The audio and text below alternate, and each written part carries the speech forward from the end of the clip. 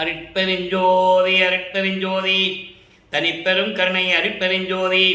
எல்லா உயிர்களும் இன்புற்று வாழ்க, வள்ளல் மலரடி வாழ்க வாழ்க, கொல்லா விரதம் குவளை எல்லாம் ஓங்குக, நல்லோ நினைத்த நலம் பெறுக, நன்றி நினைத்த எல்லோரும் வாழ்க இசைந்து.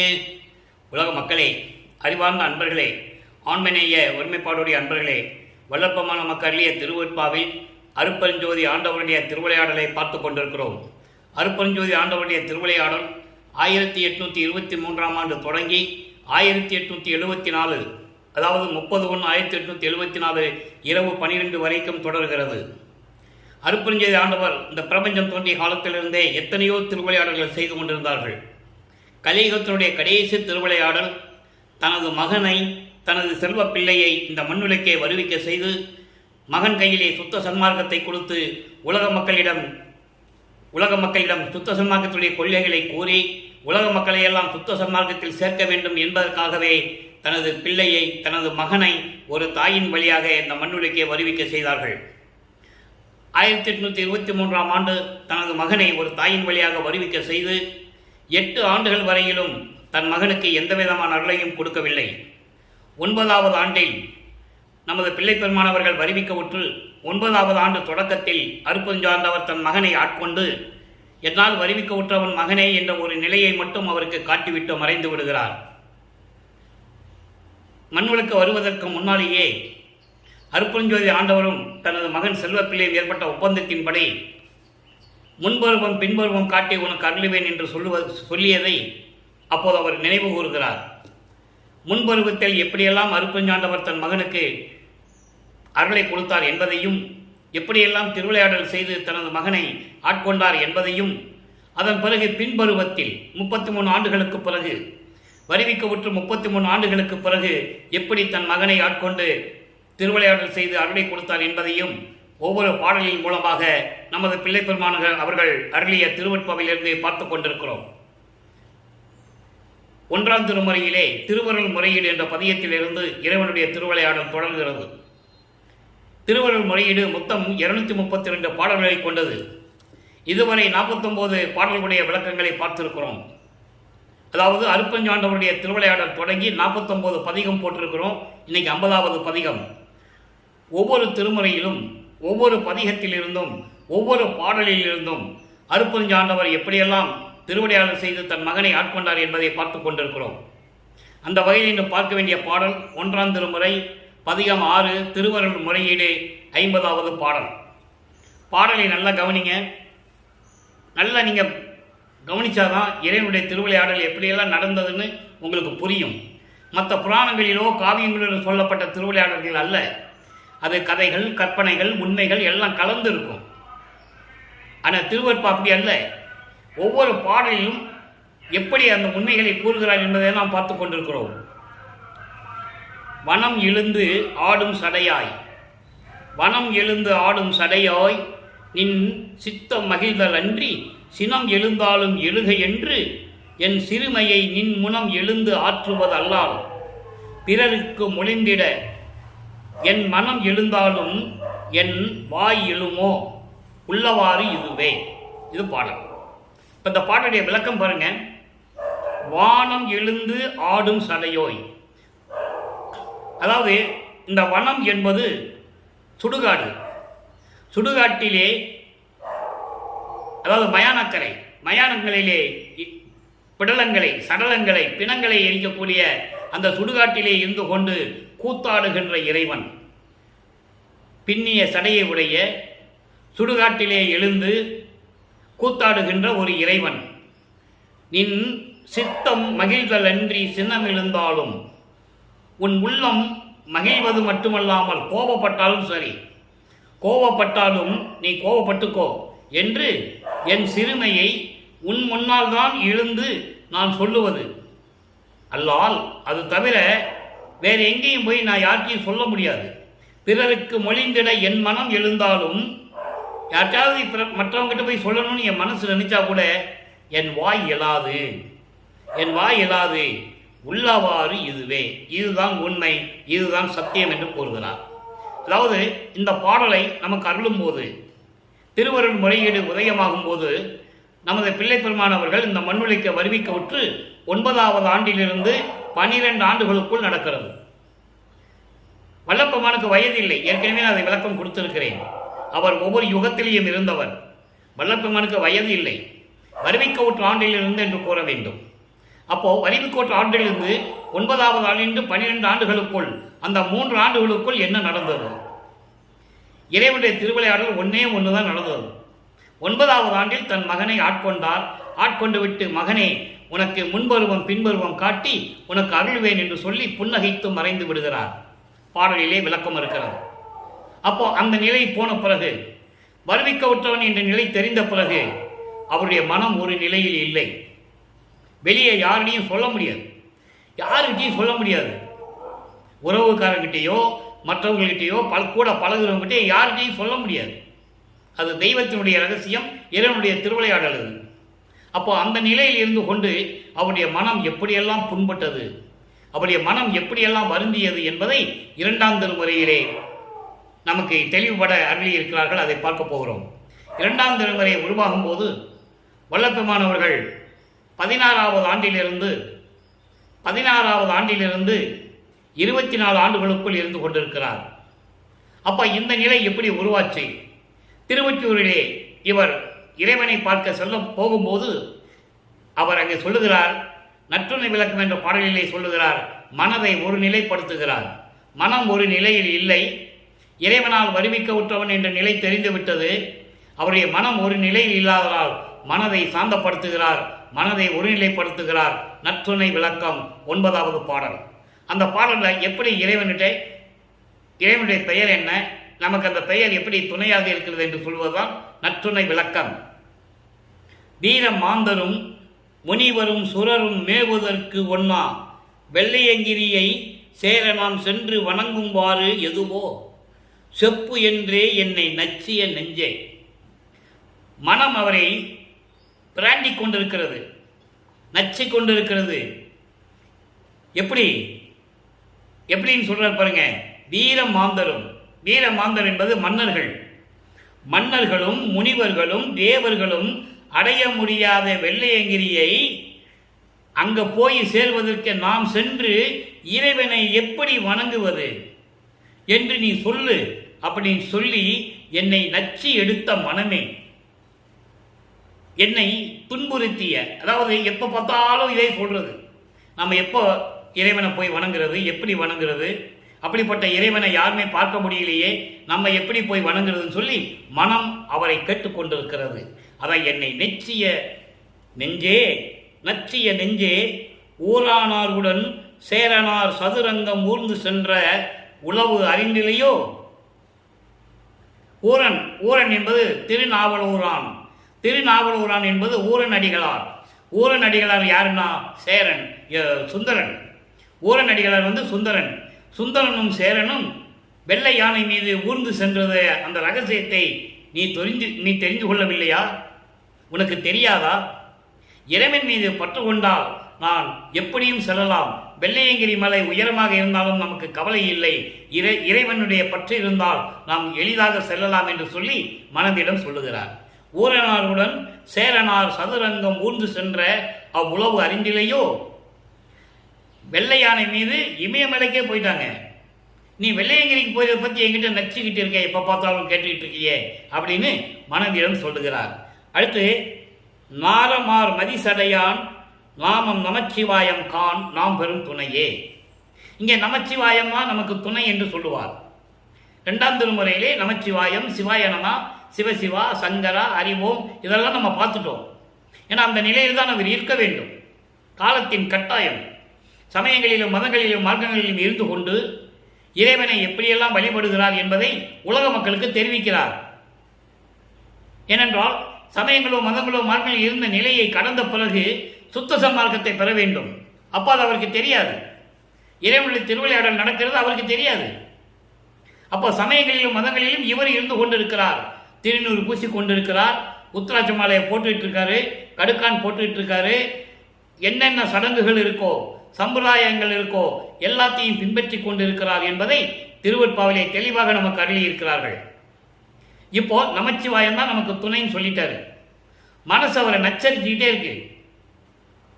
எப்படி கேட்டுட்டு இருக்கு? அதாவது மனம் எப்படியெல்லாம் இருந்தது என்பதை உலக மக்களுக்கு தெரிவிக்கிறார். அதான் அந்த பாடலுடைய கருத்து.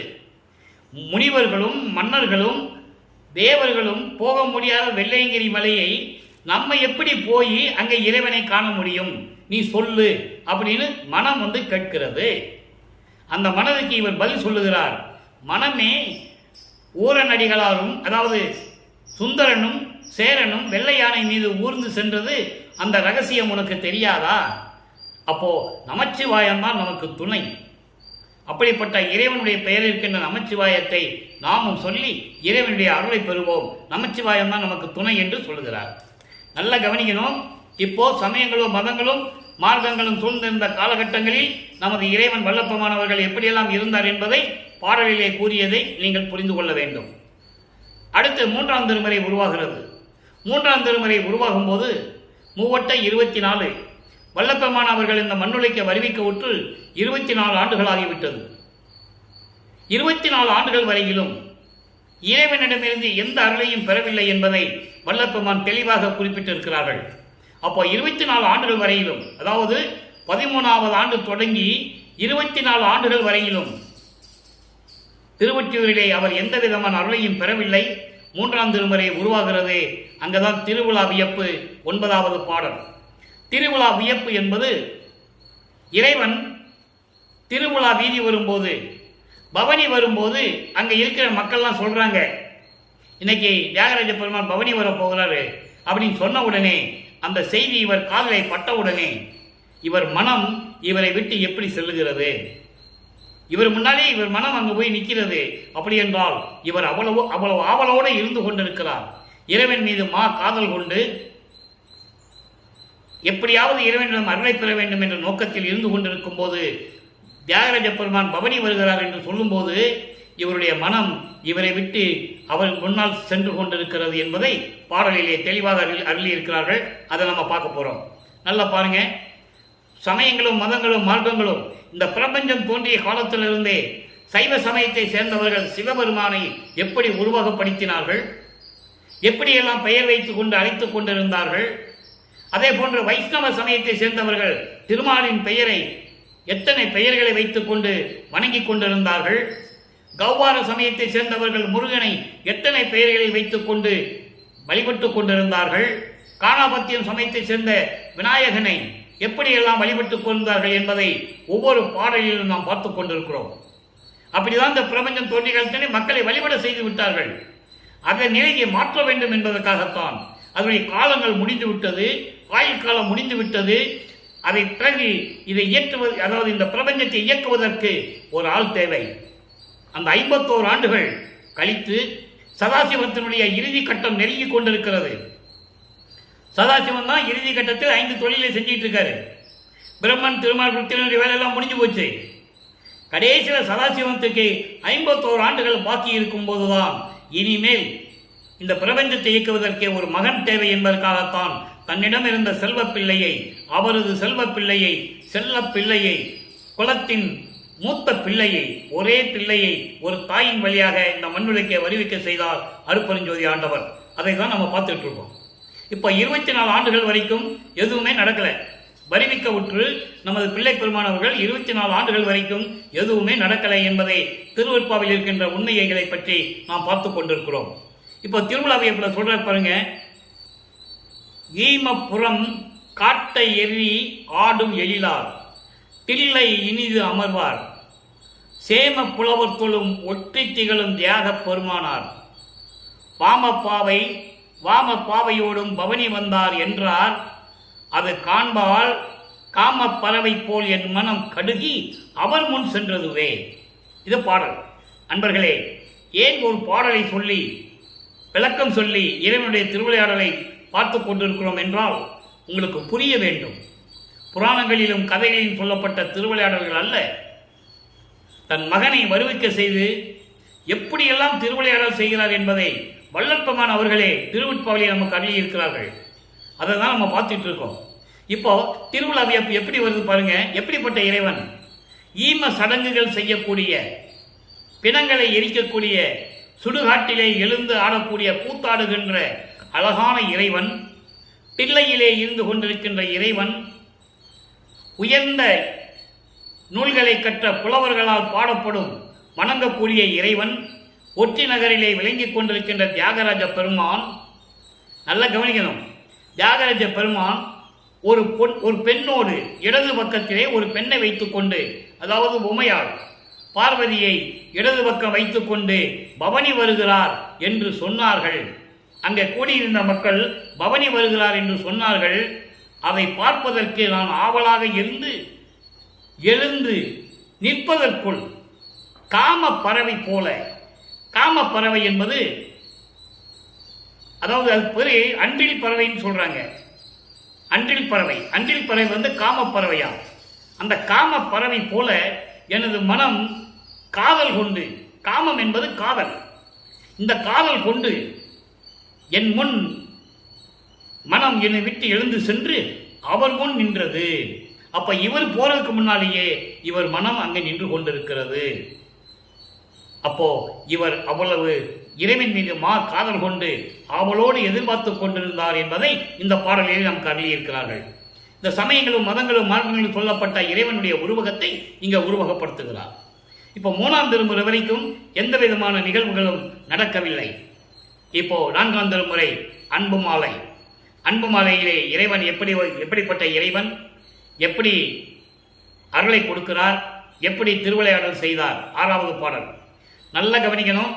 3ஆம் திருமுறை வரைக்கும் நமச்சிவாயம், சிவாய நம, ஓம் சிவா அப்படியெல்லாம் சொல்லிக்கிட்டே இருப்பார். 4ஆம் திருமுறை வரும்போது வல்லப்பமானவர்கள் இந்த மண்வெளிக்கு வருவிக்க விட்டு 4வது எட்டிலிருந்து கொண்டிருக்கிறார். 4 8 32, 25வது ஆண்டிலிருந்து 32 ஆண்டுகளுக்குள், அந்த 8 ஆண்டுகளுக்குள் இறைவனுடைய திருவிளையாடல் எப்படி நடந்தது. அங்கதான் அவருக்கு சுத்த சன்மார்க்கம் இருக்கிறது தெரியும். சுத்த சன்மார்க்கம் இருக்கிறது தெரியும். அந்த சன்மார்க்கத்தை எப்படி பெற வேண்டும் என்ற நிலை, எப்படி தந்தையிடம் முறையீடு செய்கிறார். நல்லா கவனிக்கணும் இந்த பாடலை. அற்புதமான பாடல். இங்கே இதற்கு முன்னால், இந்த பாடலை பார்ப்பதற்கு முன்னால் 25வது ஆண்டிலிருந்து இந்த 32 ஆண்டுகளுக்குள் நிகழ்ந்த ஒரு முக்கியமான ஒரு நிகழ்வு. தினமும் அந்த நிகழ்வை, அந்த திருவிளையாடலை சொல்லிதான் ஆகணும், சொல்லாம இருக்க முடியாது. தனக்கோடி அம்மையாரை திருமாங்கல்யம் கட்டி, அதாவது தாலி கட்டி அந்த அம்மையாருக்கு மோட்ச வீட்டை காட்டியது, அந்த அம்மையாருக்கு விமோசனத்தை காட்டியது. இது 27ஆம் ஆண்டு நடக்கிறது. அதாவது வருவிக்க விட்டு 27ஆம் ஆண்டில் நடக்கிறது. 27ஆம் ஆண்டுக்கு பிறகு அன்பு மாலை உருவாகிறது. நல்லா கவனிச்சுக்கணும் நீங்க. அப்போ அந்த அன்பு மாலையில எப்படி சொல்றாரு, இங்கே நமச்சிவாயன் சொல்ல மாட்டாரு, சிவாயனமன் சொல்ல மாட்டாரு, இறைவனை எப்படி உள்ளம் குளிர மனம் மகிழ்ந்து கூறுகிறார் என்பதை நீங்கள் கவனிக்க வேண்டும். கண்ணோங்கு நுதல் கரும்பே, கரும்பின் நிறை அமுதமே. அங்க சொன்ன மாதிரி சொன்னாரா? சொல்ல மாட்டார். திருவொற்றியூருக்கு தியாகராஜ பெருமானு சுடுகாட்டில் விளையாடுறவரு, கூத்தாடுறவரு அப்படிலாம் சொல்லுவார். இங்கே அதை சொல்ல மாட்டார். ஏன்னா நிலைகள் மாறுது, ஆண்டுகள் வந்து கொண்டிருக்கின்றன, நெருங்கி கொண்டிருக்கிறது. 51 ஆண்டுகளுக்குள் இறைவனுடைய திருவிளையாடல் முடியணும். இப்ப சொல்றாரு, கண்ணோங்கு முதல் கரும்பே, கரும்பின் நிறை அமுதே, கற்கண்டே, சர்க்கரையே, கதலி நறுங்கனியே. கரும்பு போன்று இனிமையாக இருக்கக்கூடிய இறைவனே, நெற்றிக்கண் உடைய இறைவனே, கற்கண்டு போன்று இனித்துக் கொண்டிருக்கின்ற இறைவனே, சர்க்கரையே, கதலி நறுங்கனியே. கதலி நறுங்கனி என்பது கதலி வாழைப்பழம். வாழைப்பழம் அவ்வளவு இனிப்பாக இருக்கும் கதலி வாழைப்பழம். கதலி நறுங்கனியே, இப்படிப்பட்ட இறைவனே, விண்ணோங்கும் வியன் சுடரே, பிரபஞ்சம் முழுவதும் பரந்த ஒளி வீசிக் கொண்டிருக்கின்ற பரிபூரணமான இறைவனே, வியன் சுடருக்குள் சுடரே. அப்படி பரந்த பிரபஞ்சத்திலேயே ஒளி வீசிக்கொண்டு உள் ஒளியாக இருக்கக்கூடிய இறைவனே, இதை சுத்த சன்மார்க்கத்தை பெற்ற பிறகு ஜோதியில் ஜோதி என்று கூறுவார். அந்த விளக்கத்தை நம்ம பின்னால பார்க்க போறோம். நல்லா கவனிக்கணும். முதல்ல சுடர்ன்னு சொல்றாரு, வியன் சுடர், அதாவது பிரபஞ்சத்தில் பரிபூர்ணமாக ஒளி வீசிக் கொண்டிருக்கின்ற இறைவன். சுத்த சன்மார்க்கத்தை பெற்ற பிறகு ஜோதியில் ஜோதி என்று கூறுவார். அந்த வித்தியாசத்தை நீங்க தெரிஞ்சுக்கிட்டே வரணும். அதனாலதான் இவ்வளவு விளக்கம் நான் உங்களுக்கு சொல்லிட்டு இருக்கேன்.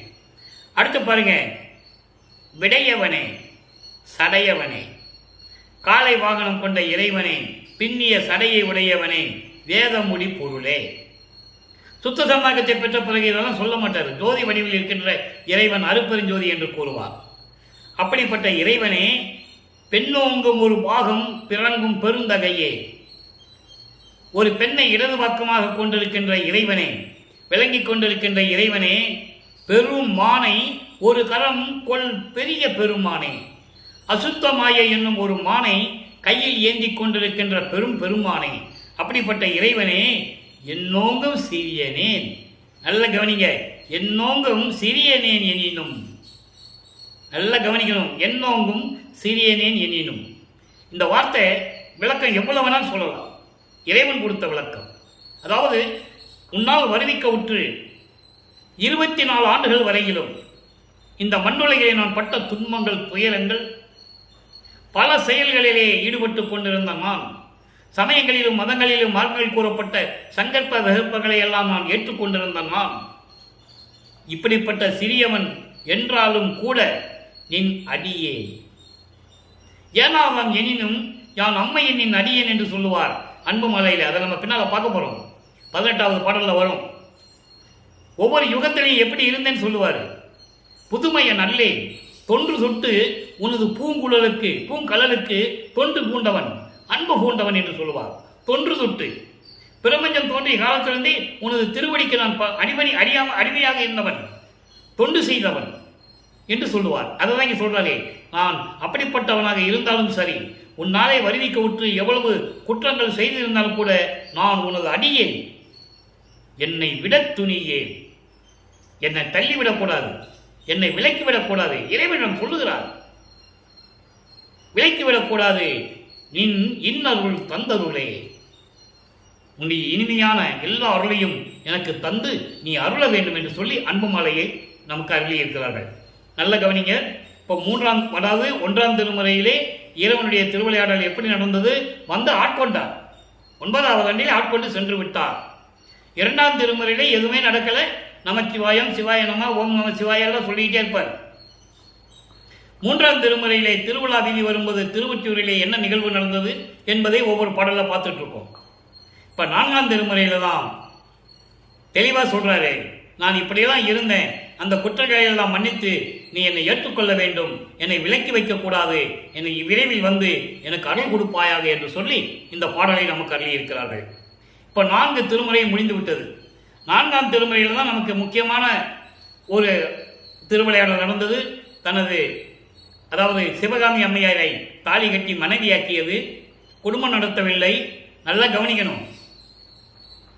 ஏன்னா வல்லற்பமானவர்கள் வருவிக்க விட்டு 202 ஆண்டுகளாகவே வல்லற்பமானுடைய அருள் நிலையை, உண்மையான நிலையை வல்லற்பமானை பற்றி பேசினார்கள். ஜீவகாரண்ய ஒழுக்கம், ஆன்மா ஒழுக்கம் எல்லாம் பேசினார்கள், நம்ம இல்லை என்று சொல்ல முடியாது.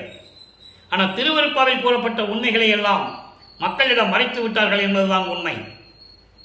அப்போ தாலி கட்டும் போது தனக்கோடி அம்மையாரை தாலி கட்டி அந்த அம்மையாருக்கு மோட்ச வீட்டை காட்டும் போது வானவர்கள் வந்து வாழ்த்துகிறார்கள். மால் அவன் வீற்றிருந்தான் என்று சொல்லுவார். மால் அவன் முதலையோர் வீற்றிருந்தனர் என்று சொல்லுவார். அவர்களெல்லாம் வந்து என்னை வாழ்த்தினார்கள் என்று சொல்லுவார். அப்போ நீயும் என் தந்தை, அதாவது நீயும் என் தாய் சிவகாமி வள்ளியும் வந்து எங்களை வாழ்த்தவில்லை, அப்போ இந்த மனம் எப்படி புண்பட்டது என்று கூறுவார். உலக மக்களுக்கு சொல்லணும்ல, சொன்னால்தான் அவருடைய அருள் திறன் தெரியும். யாரால் வருவிக்க விட்டவன் என்ற நிலை புரிய வேண்டும் அல்லவா? ஏனால் வல்லப்பமானை துறவி என்றும், பாடலாசிரியர் என்றும், கதையாசிரியர் என்றும், மருத்துவர் என்றும், விஞ்ஞானி என்றும், சமூக சீர்திருத்தவாதி என்றும் தான் பேசினார்களே தவிர அவர் இறைவனால் வருவிக்கப்பட்ட இறைவனுடைய மகன் என்று யாரும் சொல்லவில்லை. திருவருட்பாவிலே அத்தனை உண்மைகள் இருக்கின்றன என்பதை நான் இங்கே பதிவு செய்ய கடமைப்பட்டிருக்கிறேன். அப்போ அந்த நிலையில் இருந்து கொண்டு 4 திருமுறையும் முடிகிறது. 6ஆம் திருமுறை உருவாகிறது. சுத்த சன்மார்க்கத்துக்குள்ள வரல் இன்னும் கையில் வாங்கலை. கையில் வாங்கினதை 147வது பதிகம் அனுபவ மாலையில் தான் சொல்லுவார். இப்போ சுத்த சன்மார்க்கம் தெரிஞ்சிருச்சு. அந்த நிலையை எப்படி பெற வேண்டும், அந்த நிலையை எப்படி பெற வேண்டும்? சுத்த சன்மார்க்கத்தை பெற்றுக்கொண்டால் சாகா கல்வி வந்துடும். தத்துவங்கள் எல்லாம் ஜெயிச்சு கொண்டு போயிடலாம். கடவுள் நிலை அறிந்து அம்மையமாகலாம், ஒளிமயமாகலாம். அந்த அனுபவம் இருக்குல்ல, அந்த ஆனந்த அனுபவத்திற்கு ஈடு இணை எதுவும் இல்லை என்று சொல்லுவார். அந்த பாடல் தான் நம்ம பார்க்க போறோம். 7வது பாடல். அத்துவித ஆனந்தத்து அனுபவ விடை ஈடு. பாடலுடைய தலைப்பே அதான். 10 பாடல்கள். இன்னைக்கு 7வது பாடலை பார்க்க போறோம். அதாவது சுத்த சன்மார்க்கத்திலே இருந்து கொண்டு ஒளிமயமாக கூடிய அந்த நிலையை கிடைத்துவிட்டால் அந்த ஆனந்தமான அனுபவத்திற்கு ஈடு இணை எதுவும் இல்லை. இதற்கு பொருள். அப்போ இந்த பாடலிய விளக்கம் பாருங்க. இந்த பாடலியை பார்த்துட்டு விளக்கம் பாருங்க. ஆனந்த நடும் பொதிவில் கண்ட தருணத்தே. நல்லா கவனிக்கணும். இப்போ முதல்ல ஏமசிட்டியை வாங்கிட்டாரு. அப்போ இவர் நினைச்ச இடத்துல இருப்பாரு. எங்க போனாருன்னு சொல்றாரு? அங்கே சுத்த சிவஞான வெளிக்கு போனேன்னு சொல்றாரு. எப்படி? ஆனந்த நடம் பொதிவில் கண்ட தருணத்தே. சுத்த சிவமயமான வெளியான 16வது நிலையான ஞானத்தில் ஞான வெளியில் இருந்து கொண்டு ஆனந்தமாக பேரின்பமாக நீ நடனமாடிக்கொண்டிருந்ததை நான் சென்று பார்த்த போது, இப்படி இருந்த வள்ளல் பெருமானை நான் ஏன் இதை குறிப்பிடுகிறேன் என்றால், மனதில் இருக்கின்ற ஆதங்கம் தான். யாரையும் குறை சொல்ல வேண்டுமோ குறித்து பேச வேண்டுமோ என்ற எண்ணம் எனக்கு இல்லை. இறைவன் சொல்லுகிறார். காரணம், இறைவன் வள்ளலார் இங்கே இருப்பாரு. அவர் கூட இருந்தவர்கள், உடன் இருந்தவர்கள், நண்பர்கள் என்று சொல்லப்பட்டவர்கள், இவங்களாம் என்ன சொன்னாங்க? இருப்பார்ப்பா, 6 மாதம் எங்கேயாவது போயிடுவாரு. எப்படி இருப்பாரு? திடீர்னு எங்கேயாவது போயிடுவாரு. அப்புறம் 6 மாதம் கழிச்சு தான் வருவாரு. அந்த 6 மாதம் எங்கே போனாரு சொல்லணும்ல. அப்போ உலக மக்கள் என்ன நினைக்கிறாங்கன்னா, எங்கேயாவது போய் ஒளிஞ்சிட்டு இருப்பார் பொழுது, எங்கேயாவது யாருக்கு தெரியாம எங்கேயாவது ஒரு இடத்துக்கு போயிருப்பார் பொழுது, இப்படிதான் நினைப்பாங்க. ஆனால் வழக்கம் என்ன சொல்றாரு? நான் அங்கு சென்று திருச்சிற்றம்பலத்தில் உனது நடனை பார்த்த சமயம்.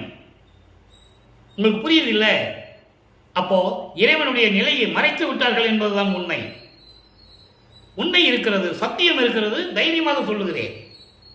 ஆனந்த நடம்பொதிவில் கண்ட தருணத்தே அருமருந்து ஒன்று என் கருத்தில் அடைந்து அமர்ந்ததுதான். எப்படி? அருமருந்து என் கருத்தில் அடைந்து அமர்ந்ததுதான். அருப்பெருஞ்சோதி, அதுதான் அருமருந்து. ஞான மருந்துன்னு பாடல் இருக்கு 6ஆம் திருமுறையிலே. ஞான மருந்துன்னு பாடுவார். மருந்து மருந்து, நல்ல மருந்து, ஞான மருந்து அப்படியெல்லாம் பாடுவார். அப்படிப்பட்ட ஒரு அருமருந்து அருப்பெருஞ்சோதி என் உள்ளத்தில் அமர்ந்தது. உள்ளத்தில் அமர்ந்ததுதான். எப்படி? அந்த மதத்திலே காரம் அடைபடுமோ, கடும் காலமாகி என் கருத்தில் உறைந்திடுமோ. அதாவது அந்த கரணங்களை கடப்பதை சொல்லுகிறார். அந்த கரணங்களை கடந்து வந்ததை பாடல் மூலமாக நமக்கு சொல்லுகிறார். மனம், சித்தம், புத்தி, அகங்காரம். இது மதம் என்பது செருக்கு, ஆணவம், காமம், குரோதம், லோபம், மதம், மாச்சரியம். இப்படி ஒவ்வொன்றை கடந்து போகும்போது எந்தெந்த நிலையில் நான் கடந்து சென்றேன் என்பதை கூறுகிறார் என்பதை நீங்கள் புரிந்து கொள்ள வேண்டும். பாடலை பாருங்க, உங்களுக்கு புரியாது, விளக்கம் சொல்லுகிறேன். அந்த மதத்திலே காரம் மறைபடுமோ, கடும் காலமாகி என் கருத்தில் உறைந்திடுமோ. ஊன் அந்த மர கொள்ளும் போது இனிக்க ரசம் தருமோ. உன்னை கசந்து குமட்டி எதிர் எடுத்துட நேர்மோ. வாந்தி எடுத்துடுவேன்னு கேட்கிறார். நான் அந்த உளவு அறிந்து பிறருக்கு ஈய வருமோ. நல்ல திருவுள்ளம் எதுவோ வல்லது அறிந்தில்லேனே. இது பாடல். அப்படி திருச்சிற்றம்பலத்திலே ஆனந்தமாக பேரின்பமாக நீ நடனமாடுவதை நான் பார்த்த சமயம் அருப்பெருஞ்சோதி என் உள்ளத்தில் அமர்ந்தது. உள்ளத்தில் வந்துருச்சு. அப்போ சொல்றாரு பாருங்க, அளவில்லாத செருக்கினால். மதம் என்பது செருக்கு, அந்த என்பது காடு போன்று அடர்ந்த காடு. அப்போ அப்படி அடர்ந்த அறியாமையில் அந்த ஆணவத்தினால் அருள் பக்குவம் இல்லாமல் எனக்கு போகுமா? எப்படி சொல்றாரு பாருங்க. இறைவனிடம் கேட்கிறார். ஒளிமயமாக வேண்டும், அந்த நிலைக்கு வர வேண்டும், அந்த ஆனந்தத்தை பெற வேண்டும். அப்போ எதெல்லாம் கடந்தா அந்த ஆனந்தம் கிடைக்கும், அந்த ஆனந்தம் கிடைக்கும் சொல்லணும் இல்லை. இப்போ அருப்பெருஞ்சோதி உள்ளத்துல அமர்ந்துருச்சுன்னு சொல்லிட்டாரு. அடுத்து என்ன பண்றாரு? இந்த செருக்கினால் வரக்கூடிய இந்த விளைவுகள் இருக்கிறதே, அது என்னுடைய அருள் பக்குவத்தை கெடுத்து விடுமா? இல்லை, நிறைந்த அருள் பக்குவ நிலை என்னுடைய உள்ளத்தில் நிலைத்து நிற்குமா? இந்த ஆணவம் இருக்கிறதே செருக்கு, ஆணவம் செருக்கு, இதெல்லாம் அகங்காரம், இதெல்லாம் நீங்கணும். இதெல்லாம் இருந்ததுன்னா எனக்கு அருள் பக்குவ நிலை கிடைக்குமா? அது மாரி கிடைச்சா கூட நினைச்சு நிற்குமா அப்படின்னு கேட்கிறார். அதுதான் அது பொருள். அடுத்து இப்ப சொல்ற பாருங்க, கடும் காலமாகி என் உள்ளத்தில் உறைந்திடுமோ. நிலையா கடும் காலமாகி என்பது சிறந்த முறையில் என் உள்ளத்தில் நிறைந்து நிற்குமா, நிலைத்து நிற்குமான்னு கேட்கிறார். தந்தையிடம் கேட்கிறார். அடுத்து பாருங்க, ஊன் அந்த மர கொழும்போது, அதாவது உடம்பு நோய்வாய்ப்பட்டு துன்பப்படும் போது, ஊன் அந்த மர கொழும்போது, உடம்புக்கு பிணி வந்து துன்பப்படும் போது நோய் தீர்க்க மருந்து தருமோ, இனிக்க ரசம் தருமோன்னு சொல்லுவார் பாட்டில். இனிக்க ரசம் என்பது மருந்து. அப்ப மருந்து என்பது அந்த அருட்பெருஞ்சோதியின் மருந்து என்பது அருள் அமுது. அருள் அமுது எனக்கு கிடைக்குமா? அது கிடைச்சா கூட எனக்கு சாப்பிடுவதற்கு, என்னை ஏற்றுக்கொள்வதற்கு மனம் ஒத்துக்கொள்ளுமா? அதான் கசந்துடுமோன்னு சொல்லுவார். உன்னை கசந்து குமட்டி எதிர் எடித்திட நேருமோ, வாந்தி எடுத்துருவனன்னு கேட்கிறேன். வாந்தி எடுத்துருவனேன்னு என்ன அர்த்தம்? அதாவது மரணமில்லாத அந்த நிலை எனக்கு கிடைக்குமான்னு கேட்கிறேன். உடம்பு நோய்வாய்ப்பட்டு துன்பப்படும் போது அந்த ஞான மருந்தை நான் சாப்பிடும் போது வாந்தி எடுத்துருவேன் என்றால் அது என்னை விட்டு விலகி போயிடுமான்னு சொல்றேன். விலகி போய்விடுமோ? நான் அந்த உளவு அறிந்து இந்த ரகசியத்தை தெரிந்து பிறருக்கு நான் கொடுக்க வேண்டுமே, பிறருக்கு ஈய வருமோ? எப்படி நான் மரணமில்லா பெருவாழ்வை பெற்றுக் கொள்கிறேனோ அதை சொல்றீங்க. ஊன் அந்த மர கொழும்போது இனிக்க ரசம் தருமோ, மரணமில்லா பெருவாழ்வு எனக்கு கிடைக்கும் போது அந்த உளவு ரகசியத்தை பார்த்து நான் வாங்கிட்ட பிறகு நான் பிறருக்கு கொடுக்கணுமே மரணமில்லா பெருவாழ்வு. அதை சொல்வார் ஞான சரியில்லை. மரணமில்லா பெருவாழ்வில் வாழ்ந்திடலாம் கண்டி, புனைந்துரையேன் பொய் புகழேன், சத்தியமே சொல்லுகின்றேன், பொற்றவையில் சிற்றவையில் புகுந்தருணம் இதுவே. நான் அங்கே சென்று விட்டேன் திருச்சிற்றம்பலத்துக்கு. உலக மக்களே, நீங்கள் வடலூரில் இருக்கின்ற சத்தியஞான சபைக்கு வாருங்கள் என்று கூறுகிறார். மரணமில்லா பெருவாழ்வை நான் உங்களுக்கு தருகிறேன், சுத்த சன்மார்க்கத்தில் இணைந்து கொள்ளுங்கள் என்று சொல்லுகிறார். அந்த கருத்தை இந்த பாடலின் மூலமாக நமக்கு அருளி இருக்கிறார்கள். நல்லா புரிஞ்சுக்கணும். நீங்க எவ்வளவு அற்புதமான ஒரு பாடல். பிறருக்கு ஈய வருமோன்னு சொல்றாரு பாருங்க. நான் பிறருக்கு கொடுக்கணுமே, அந்த நிலை எனக்கு உருவாகுமா? நல்ல திருவுள்ளம் எதுவோ, உன்னுடைய திருவுள்ளத்தில் என்ன இருக்கிறதோ எனக்கு தெரியவில்லை, வல்லது அறிந்திலேனே. எப்படிப்பட்ட வல்லமையான திருவுருள் எல்லாம் கிடைக்கிறது, அதை எப்படி நான் தெரிந்து கொள்ள முடியும்? என்னால் தெரிந்து கொள்ள முடியவில்லையே என்று சொல்லி இந்த பாடலை அருளியிருக்கிறார்கள். அடுத்து சொல்லிட்டாரா? அடுத்த நிலை பாருங்க. அடுத்த பதிகத்திலேயே திருக்கதவம் திறத்தல். திருக்கதவம் திறத்தல், நான் பிறருக்கு மரணமில்லா பெருவாழ்வை கொடுக்கணும், அதுக்கான வெளியே நீங்க சொல்லுங்கன்னு சொல்லும்போது பதிகம் 18 திருக்கதவம் திறத்தல் இரண்டாவது பாடல். பாடலை நல்லா கவனிக்கணும். மணிக்கதவம் திறவாயோ, மணிக்கதவம், உன்னுடைய அருள் உள்ளத்தை திறந்து எனக்கு கொடுக்க மாட்டாயா? மறைப்பை எல்லாம் தவிர்த்தே, மறைப்பு என்பது பிரபஞ்சத்தின் உண்மைகளை எல்லாம் மறைக்காமல் உள்ளதை உள்ளபடி எனக்கு சொல்ல வேண்டும். சமயங்களையும் மதங்களையும் மார்க்கங்களில் சொல்லப்பட்ட நெறிகளை எல்லாம், தடைகளை எல்லாம் நீக்க வேண்டும். மாற்று அறியா பொன்னே, மாற்று அறியா பொன்னே என்பது சொக்க தங்கம் என்று சொல்லுவார்கள். சொக்க தங்கம். அப்படிப்பட்ட இறைவனே, நீ வடிவது காட்டாயோ? உனது வடிவத்தை, அதாவது உனது தேகத்தை காட்ட மாட்டாயா? அப்படின்னா என்ன அர்த்தம்? அடிமுடியை காட்ட மாட்டாயான்னு சொல்றாரு. உருவத்தை காட்டுவது மட்டுமல்ல, யாரும் பார்க்க முடியாத அடிமுடி. பிரம்மனும் திருமாலும் அன்னப்பறவையாகவும் பிரம்மன் தேடியும், திருமால் பன்றி உருவம் எடுத்து பல கற்ப கோடி ஆண்டுகள் தேடியும் காண முடியாத உனது அடியையும் முடியையும் எனக்கு காட்டுவாயா என்று கேட்கிறார். இதற்கு பதில் அகவலிலே உண்டு. படிமுடி கடந்து என பார் இது பாரென அடிமுடி காட்டிய அருட்பெருஞ்சோதி. இங்க கேட்கிறாரு, இறுதியிலே அகவலியிலே பதில் சொல்லுகிறார். இங்க அடிமுடி காட்ட மாட்டான்னு கேட்கிறாரு, அங்க நான் பார்த்துட்டேன்னு சொல்லுவார். எவ்வளவு அற்புதமான இடம்ன்றதை நீங்க புரிஞ்சுக்கணும். படிமுடி கடந்து என பார் இது பாரென அடிமுடி காட்டிய அருட்பெருஞ்சோதி. அயனும் மாலும் துருவி நிற்க எனக்கே அடிமுடிகள் காட்டிய அருட்பெருஞ்சோதி. 6ஆம் திருமுறையில் இருக்க பாடல்ல. இப்போ அப்படி உன்னுடைய உருவத்தை எனக்கு காட்ட மாட்டாயா?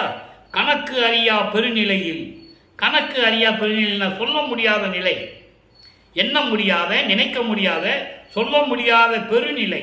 பெருநிலை என்பது சுத்த சன்மார்க்க நிலை. சுத்த சிவஞான நிலையில், பேரின்ப நிலையில் நீ என்னோடு நீ கலந்தே கரை கடந்த பெரும் போகம் கண்டிட செய்யாயோ? அந்த பேரின்பத்தை பார்ப்பதற்கு எனக்கு அருள மாட்டாயா? எப்படி கேட்கிறார் பாருங்க.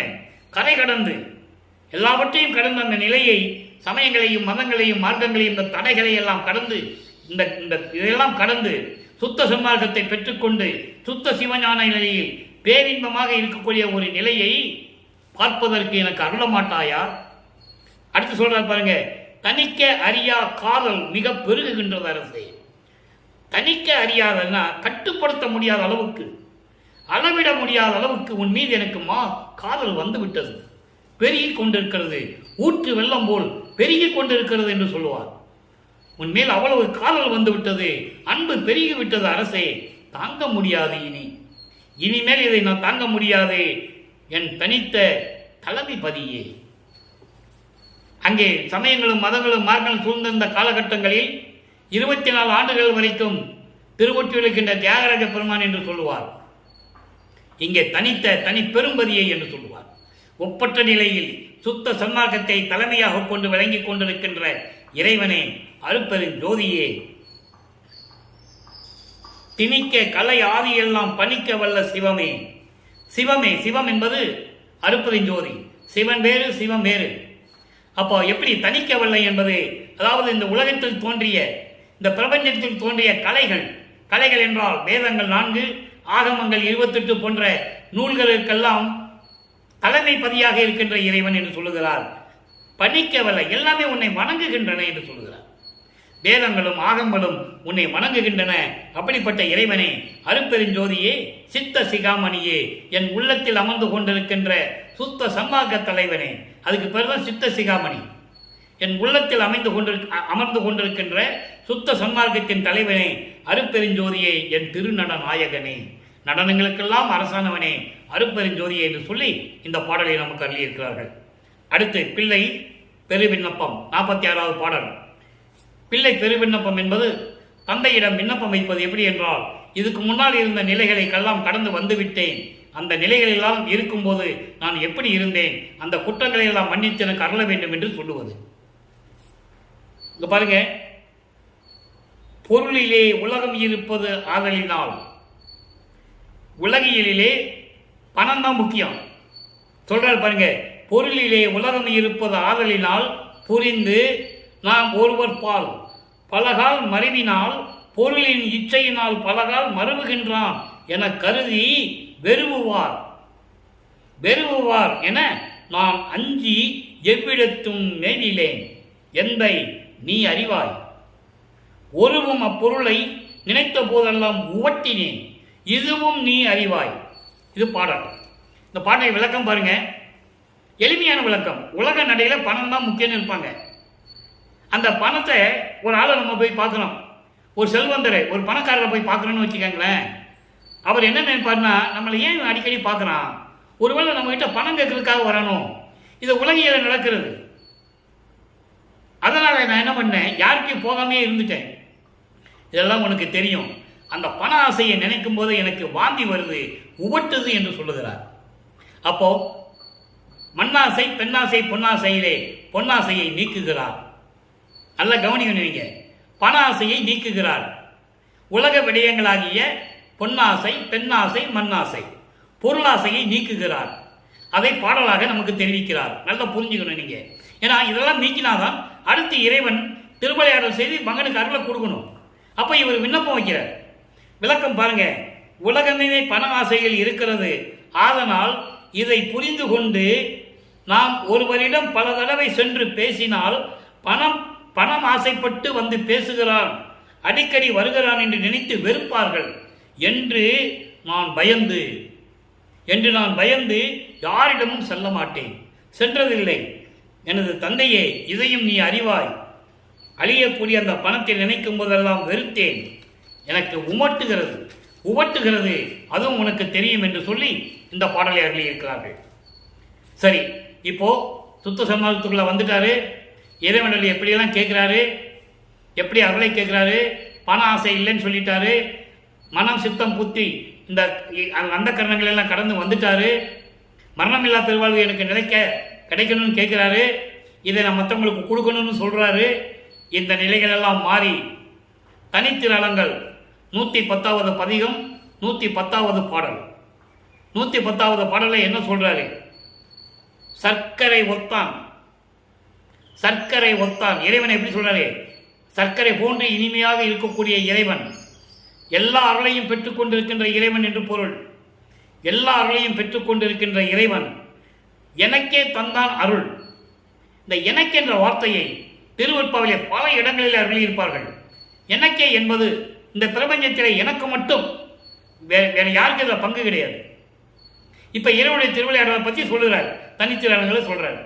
இறைவனை என்னை ஆட்கொண்டு விட்டார். அருள் வல்லமை படைத்த இறைவன் எனக்கே எல்லார்களையும் கொடுத்தான், எனக்கே தந்தான் அருள். என் மனக்கல் கரைய செய்தே கழிப்பித்தான். என் மன கல் கரைய, அதாவது கல் போன்ற மனசு, இறுகிய மனசு. இறுகிய மனசு என்பது இரக்கமில்லாத மனம். நான் சமயங்களிலும் மதங்களிலும் மார்க்கங்களில் இருந்த போது இதெல்லாம் எனக்கு தெரியாது. உயிர் இரக்கத்தை பற்றி தெரியாது, எதுவுமே எனக்கு தெரியாது. அப்போ அந்த நிலையில் இருக்கும்போது எனது மனதை, கல் போன்ற மனதை நெகிழ வைத்து, உருக வைத்து உயிர் இரக்கத்தை கொடுத்தான் இறைவன். உயிர் இரக்கத்தை கொடுத்து எனக்கு கல்பித்தான், சந்தோஷப்படுத்தினான். கற்க இனியான், தெரிந்து கொள்வதற்கு இனிமையான இறைவன். தெரிந்து கொள்வதற்கு இனிமையான இறைவன் அருட்ஜோதி தந்தை என்னுள் உற்றான். இறைவனுடைய திருவிளையாடல் சொல்றார், அருட்பெருஞ்சோதி என் தந்தை, அவர் என்னுள் உற்றான், என் உள்ளத்தில் சேர்ந்து கொண்டான் என்று சொல்லுவார். ஒரு பாடலில் அந்த பாடலுடைய விளக்கத்தை நாம் பார்த்திருக்கிறோம். ஐந்தொழிலும் என்பால் அழித்தனை, அதுகொண்டு இந்நாள் செய்வகை தெரிவித்து என்னோடு ஒன்றாய் சேர்ந்து இருத்தல் வேண்டும். ஏன் சொன்னார் என்றது அன்னைக்கு விளக்கம் கொடுத்திருக்கேன். அதாவது நான் தனியாக இருக்கிறதை விட நீ என்னோடு இருந்து கொண்டால் 5 பேர் செய்கின்ற 5 தொழில்களையும் நீ செய் என்று எனக்கு கொடுத்து விட்டாய். ஆக்கி அழித்தல் முதலாம் தொழில் ஓர் 5ஐயும் தேக்கி அமுது நீ செய் என்றான். தூக்கி எடுத்தான், அணைத்தான். அற்புதமா சொல்லுவார். அப்போ 5 தொழிலை நான் செய்யும் போது எனக்கு எந்த விதமான அச்சம் இருக்கக்கூடாது. இந்த பிரபஞ்சத்தை இயக்க வேண்டும். அப்ப நீ என்னோடு இருக்க வேண்டும் என்று சொல்லும் போது அதனுடைய திருவிளையாடலை சொல்லுகிறார், அருட்பெருஞ்சோதி என் தந்தை என்னுள் உற்றான், என்னோட கலந்து விட்டார் என்று சொல்லுகிறார். இப்படிப்பட்டவர் வள்ளல் பெருமான். அதை தான் நான் மறுபடியும் சொல்லிக் கொண்டிருக்கிறேன். வருவிக்க உற்று நமது பிள்ளை பெருமான் அவர்கள் வருவிக்க உற்று 202 ஆண்டுகள் ஆகிவிட்டது. யார் சொன்னது? யாராவது இந்த மாதிரி சொல்லியிருந்தா சொல்லுங்க, நான் தலை வணங்குகிறேன். அப்போ இந்த நிலையில் இருக்கும்போது வல்லப்பெருமானுடைய இறைநிலை 5 தொழிலையும் செய்து கொண்டு பிரபஞ்சத்தை இயக்கிக் கொண்டிருக்கிறார். இனி யான் மயங்கேன் இருந்து, இனி யான் மயங்கேன் இருந்து. இருந்து என்றால் இந்த மண்ணுலகத்தில் நான் இருந்து கொண்டு, இறைவன் என்னோடு கலந்து விட்டான், நான் இறைவன் ஆகிவிட்டேன், நான் மண்ணுலகை விட்டு நான் எங்கும் செல்ல மாட்டேன். மண்ணுலகத்தில் இருந்து கொண்டு இந்த பிரபஞ்சத்தை நான் இயக்கப் போகிறேன். இனிமேல் நான் சமயங்களிலும் மதங்களிலும் மார்க்கங்களிலும் இருக்கின்ற அந்த மயக்கங்களிலெல்லாம் நான் மயங்க மாட்டேன். இனி நான் மயங்கேன் இருந்து. எவ்வளவு அற்புதமா சொல்றானே இங்க புரிஞ்சுக்கணும். அடுத்து மெய்யருள் வியப்பு 112வது பதிகம், மெய்யருள் வியப்பு 45வது பாடல். நல்லா பாருங்க. அங்க சர்க்கரை ஒத்தான் சொன்னார்ல, இப்ப முன்னால் பார்த்தோம். சர்க்கரை ஒத்தான் எனக்கே தந்தான் அருள் என்று சொல்லுவார். அப்போ அந்த சர்க்கரை ஒத்தானங்கிறதுக்கு அடுத்த பாடலை விளக்கம் தருவார். அதான் மெய்யருள் வியப்பு. அங்கே தனித்திறன்கள் 110வது பாடலில் இருக்கிற கேள்விக்கு மெய்யருள் வியப்பு 45வது பாடலில் பதில் இருக்கு. இறைவனுடைய ஆசையும் அருளையும் பெற்றால்தான் இந்த விளக்கத்தை ஒப்பிட்டு சொல்ல முடியும் என்பதை சொல்லிக் கொள்வதில் நான் பெருமைப்படுகிறேன். பாலும் தேனும் கலந்தது என, பாலும் தேனும் கலந்ததென என் உள்ளம் இனிக்கவே, பரம ஞானம் அமுதம் அளிக்கின்றாய் தனிக்கவே. 4 வரி பாடல் அற்புதமா இருக்கும். தேனும் பாலும், அதாவது பாலும் தேனும் கலந்ததென, பாலும் தேனும் கலந்தா எப்படி இருக்கும்? என் உள்ளம் இனிக்க. அதான் சர்க்கரை ஒத்தான் என்று சொல்றார். அவர் சர்க்கரை போன்று இனிப்பாக இருக்கக்கூடியவன் என் உள்ளத்தில் கலந்து விட்டதால் என் உள்ளமும் இனிக்கிறது. அதான் பொருள் அதுக்கு. அப்போ இறைவன் தன்னோடு 2 கலந்ததை மெய்யருள் வியப்பிலே இறைவனுடைய திருவிளையாடலை சொல்லுகிறார். பாலும் தேனும் கலந்ததனை என் உள்ளத்தில் இனிக்கவே பரமஞான அமுதம் அளிக்கின்றாய். பரமஞானம் கடவுள் ஞானம். கடவுள் ஞானம் என்பது மெஞ்ஞானம். இந்த பிரபஞ்சத்திலே மெஞ்ஞானம் அடைந்தவர் வல்லற்பெருமான் ஒருவர் தான் அருட்பெருஞ்சோதி ஆண்டவருக்கு பிறகு. எல்லாருமே ஞானம் பெற்றார்கள், எல்லாருமே ஞானம் பெற்றார்கள், கோடான கோடி பேர்கள். மெஞ்ஞானம் யார் அடைந்தது? பிரம்மனுக்கு திருமாலுக்கே இல்லை என்று சொல்லுவார். நான்முகத்தோனும் திரு நெடுமாலும் மெஞ்ஞானம் என்னும் வான்முக கண் கொண்டு காணாமல் தேடி நின்றார். தன் உருமாறியும் தேன்முக கொன்றை முடியும் செந்தாமரை சேவடியும் ஊன்முக கண் கொண்டு காணாமல் தேடி நின்றார். சற்று உணர்விலே பாடல். அவங்களுக்கு மெஞ்ஞானம் இருந்திருந்ததுன்னா அடிய முடிய பறக்கிறதுக்கு உருமாறி போக வேண்டிய அவசியம் இல்லை என்று சொல்கிறார். ஞானம் பெற்றார்களை தவிர, இறைவனை வணங்கி வணங்கி வணங்கி தவம் இருந்து ஞானம் பெற்றார்களை தவிர மெஞ்ஞானம் அவர்களுக்கு இல்லை என்று கூறுவார். எல்லாமே முத்தி அடைந்தார்கள். ஞான சித்தி அடைந்தது யாரு? கர்ம சித்தி யோக சித்தியில் சென்றவர்கள் தான் ஏராளம். ஞான சித்தியை பெற்றவர் வல்லற்பெருமான் ஒருவர் தான். முத்தியை பெற்றேன், அம்முத்தியினால் ஞான சித்தியை உற்றேன் என்று உந்திப்பெற, சித்தன் ஆனேன் என்று உந்திப்பெற ஞான சித்தியை பெற்றவன் தான் இறைவனாக முடியும். 6ஆம் திருமுறையிலே 64ஆம் பதிகம் திருவுந்தியார் பதிகத்திலே 10வது பாடல். யாரும் மறுக்க முடியாது. அந்த நிலையில் இருந்து கொண்டிருப்பவர் வல்லற்பெருமான். அப்படிப்பட்ட வல்லற்பெருமான் சொல்லுகிறார், எனக்கு ஞான அமுதம் அளிக்கின்றாய். அதோடு மட்டுமல்ல, தனிக்கவை. தனிக்கவை என்பது அருள் நிலையில் இருப்பதற்கு. வல்லற்பெருமானவர்கள் பரிவிக்க உற்றதிலிருந்தே ஊன் இல்லை, சாப்பாடு இல்லை, உறக்கம் இல்லை, தூக்கம் இல்லை, தேவையில்லை இறைவனுக்கு. யாராவது சொன்னாங்களா? புராணங்களிலும் காவியங்களிலும் கூறப்பட்ட தலைவர்களை சாப்பிட்டாங்க, தூங்குனாங்க, உடை கொடுத்துனாங்க சொன்னாங்களா? சொல்லலை. ஆனால் வல்லற்பெருமான் மட்டும் சொன்னாங்க. அவர் சாப்பிட்டாரு, சாப்பிடுவார், தூங்குவார், குளிப்பார். சித்தி உலகத்திலையும் சத்தியஞான சபையில் குளியலறை இருக்கா? சமையலறை இருக்கா? யோசிக்கணும், மக்கள் யோசிக்கணும். சித்தி உலகம் போங்க, 10க்கு 10 தான் இறைவன் இருந்தது. இன்னைக்கு அங்கதான் இருக்காரு. வடலூர் சத்தியஞான சபைக்கு வாங்க, குளியலறை இருக்கா? படுக்கறை இருக்கா? சமையல் ரூம் இருக்கா? சமையல் அறை இருக்கா? யோசிக்கணும். வாய்க்கு வந்தபடியெல்லாம் பேசினார்கள் வல்லற்பெருமானை பற்றி. இறைவனுக்கு அது தேவையில்லை. ஊனில் தேவையில்லை, உறக்கம் தேவையில்லை, எதுவுமே தேவையில்லை. அவர் அடித்துயிலில் இருக்கின்ற இறைவன் வல்லற்பெருமானவர்கள் என்பதை நான் பதிவு செய்ய கடமைப்பட்டிருக்கிறேன். ஏலம் உயிர்கள் எல்லாம் நினக்கு பொது என்பரே. எல்லா உயிர்களும் உனக்கு பொதுவானது என்று சொல்லுவார்கள். ஆனால் இன்று இப்பொழுது எனக்கு நீ அருளை கொடுத்த பிறகு இறைவனும் ஓரவாரான் என்பார்கள் அன்பர்கள். இறைவனுக்கு கூட ஓரவஞ்சனை இருக்கிறது என்று சொல்லுகிறார்கள். எல்லாமே மகனுக்கு கொடுத்து கொண்டிருக்கிறார், அவருக்கும் ஓரவஞ்சனை இருக்கிறது என்று சொல்லிக் கொண்டிருக்கிறார்கள் என்று சொல்லுகிறார். அதை சொல்லுவார் ஒரு பாடலிலே, அடியனாக்கி பிள்ளையாக்கி நேயனாக்கியே அடிகளாக்கி கொண்டா என்னை அவலம் நீக்கியே படிவுளோரும் வானுளோரும் இதை நோக்கியே பதியும் ஓரவாரான் என்பார் பரிவு சேக்கியே. என்னை பிரபஞ்சம் தோன்றிய காலத்திலிருந்து என்னை அடிமையாக்கி கொண்டு வைத்துக் கொண்டிருந்தாய். அதன் பிறகு எனக்கு பிள்ளையாக்கினாய். செல்வப்பிள்ளை என்று பெயரிட்டு என்னை வளர்த்தாய். கொள்ளை என இன்பம் கொடுத்தாய். நினது செல்வப்பிள்ளை என ஏற்கு பெயரிட்டாய் சொல்லுவார். பாடல்ல இருக்கே, யாரும் மறுக்க முடியாது. அதுக்கு பிறகு சுத்த சன்மார்க்கத்தை கொடுத்து உயிர்களுக்கு நண்பனாக்கினாய். அதன் பிறகு என்னோடு 2.5 கலந்து அடிகளாக்கி கொண்டாய். இறைவன் யாரோடு கலக்கிறானோ அவன் தான் அடிகளார்.